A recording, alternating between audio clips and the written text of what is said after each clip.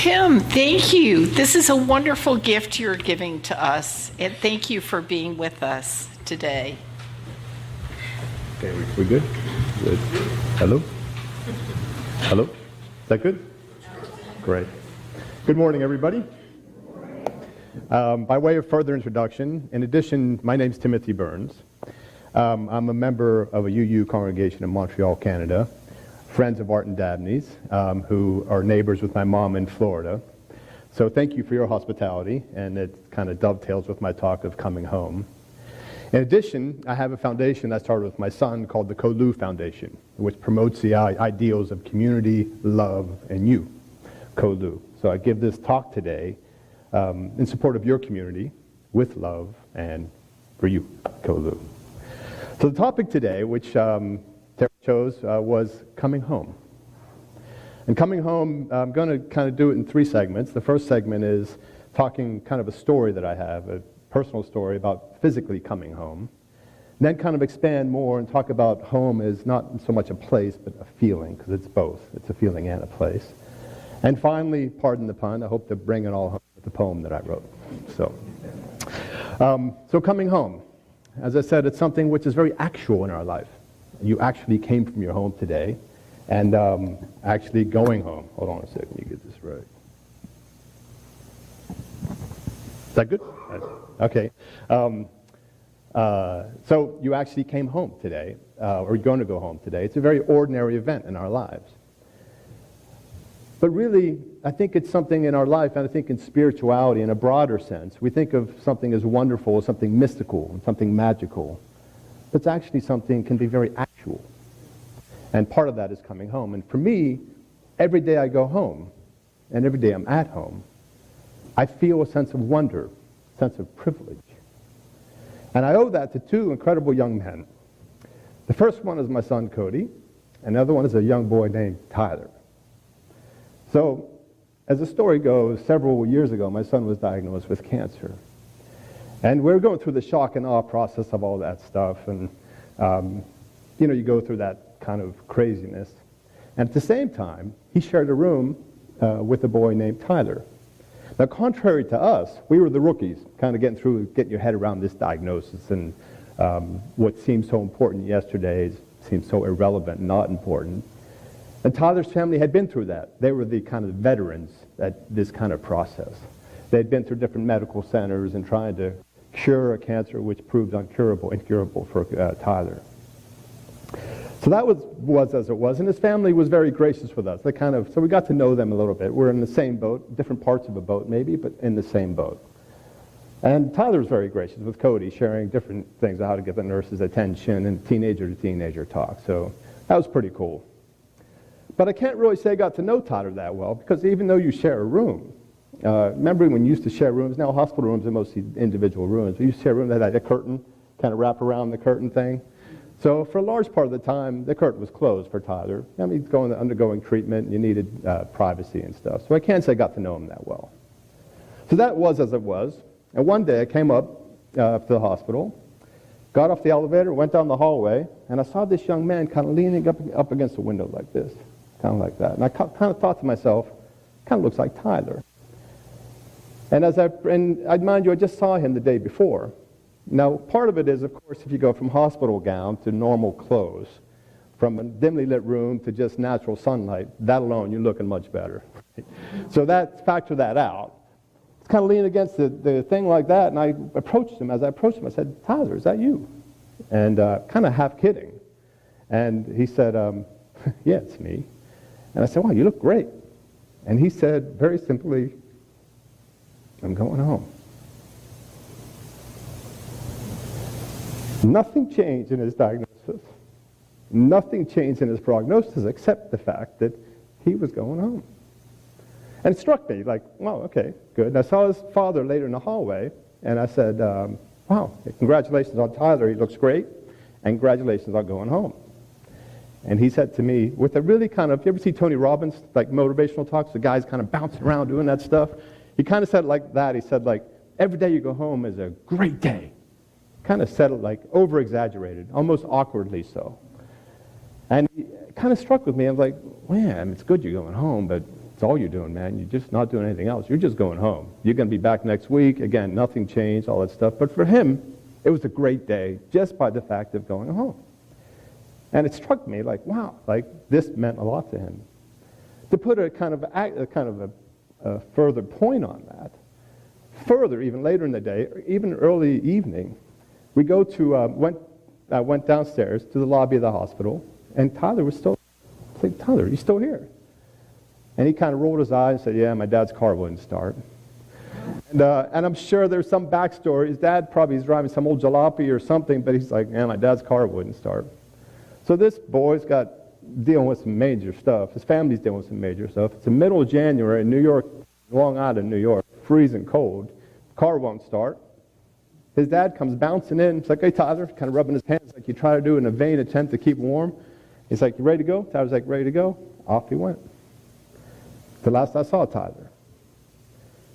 Then, in the subsequent years, as my son transitioned from being this rookie to being a veteran, the next 6 years, quite literally spending hundreds of nights in the hospital. But every day he went home was a great day. Truly a great day. And I remember thinking that, like, I never thought of that before. And his diagnosis didn't change. It wasn't always a great moment, but the day made much better by just being able to go home.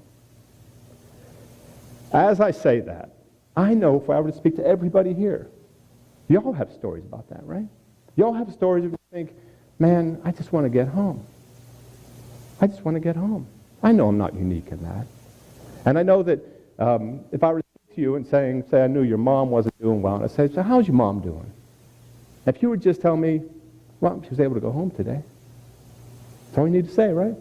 That would mean that would be a great day because she was able to go home. And that's kind of a lesson in life, I think. As we go through life, kind of apart from home, how do we deal with the ordinariness? Because as I said, I think wonderful can be an ordinary part of our life. Extraordinary doesn't have to be out of the ordinary. Extraordinary can just be an ordinary part of our life.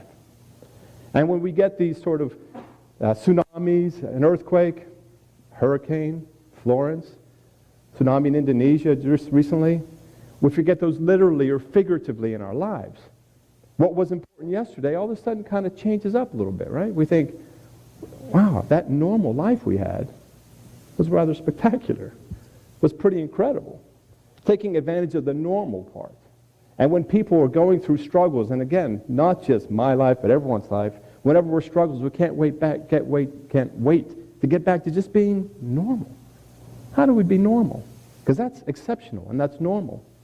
So even the mundane, I say the mundane is beautiful. The ordinary is incredible. And wonderful is right now. It's every moment in our life. So going back on the home theme, how do we kind of expand on being home? Because home is not just a place, of course. It's a feeling. This kind of feels like coming home, in a sense. So I just want to talk about that a little bit. Because home is something, it is a feeling, it's a place. And it's not permanent. Our life is really transient, and I bet you all have had different homes in your life. Probably different parts in the country and maybe internationally. So home is not something that's stagnant. It's not permanent. And we talk about that in life, how impermanent things are in life, including homes. And we'd say a feeling, if I ask you all, so where are you from? You'd probably give me a part of Greenville, right? A section of Greenville, which would probably denote a sort of thing. If you're near the university, you live in kind of an uppity level or lower level, you live in the country part of it, it would kind of designate something. So if I were to ask you where you're from, that would be your home. If we go further away from that, you'd kind of broaden it a little bit. You would say, well, say you came to Canada. Say, where are you from? And you say, well, I'm from South Carolina. Number one, Greenville is not that large of a city, so you may need to give it larger designation so people can understand where you're from. And secondly, if you go further away, you'd say, I'm American. I'm from America. You may just say it like that, right? I'm American. So you may say it like that, and it designates something. And it brings up a sort of point. One of the things I find interesting is astronauts. When they leave the Earth's orbit, they don't say, there's my home. Look, it's going around like that. That's where I'm from. They look at the Earth. They see a bunch of water.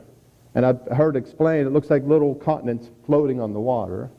And they look back, and if some alien visited them, they would say, "Where's your home?" "It's right there, man. It's that little big round globe." So our definition of home kind of, I think of it as an accordion. No matter how you play it, it plays music. Whether you expand or contract your kind of view of home, it does expand and contract. We need to celebrate that. As we expand it, we realize, and the other thing the astronauts say is they're struck by, they're used to looking at maps. Oh, look, there's no line between North and South Korea, or North Korea and China, or U.S. and Canada. I've crossed that border hundreds of times. I've never seen that line. You just cross it, and it's not a line. It's just this thing, we make these lines. We understand that in life. But one of the things also I want to home in sense of community, sense of love, sense of support. But one of the things, kind of a negative part of home, and it's something, I wouldn't say negative, but something to be aware of. When we go home, first thing we do, boom, unlock the door, get in, close the door, lock it. Sometimes we have alarm systems.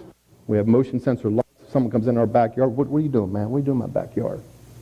And we do that. That's what we do. It's a sort of thing that we do, and we do that in our societies as well.